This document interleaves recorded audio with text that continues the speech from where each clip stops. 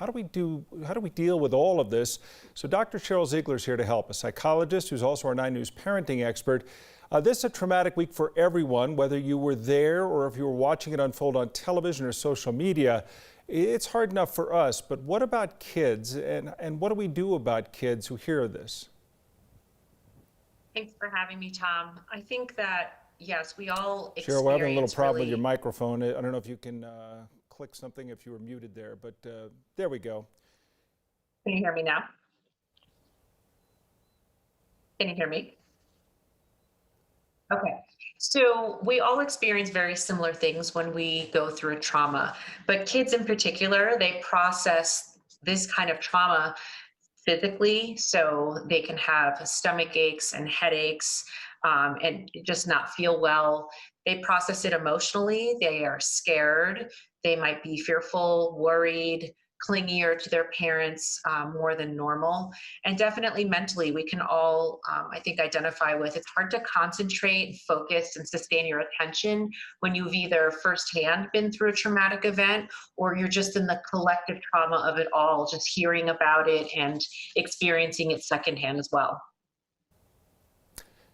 Sheryl, I'll be honest with you, I can't hear you. People can though, so we'll continue, but I'm afraid I might go over some ground you covered. But what about the kids who were inside that store when it happened?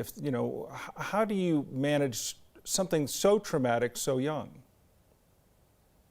So, depending on the age of the child, they may be processing it differently. So, I think we have heard stories of children being in the actual grocery store. And so, for those children, there's something called a sensory memory that oftentimes younger children have.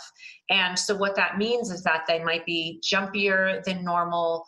They have sort of that extra startle response. Something just maybe innocently falling might cause them to act just a little bit more fearful and on edge is the way it's often described.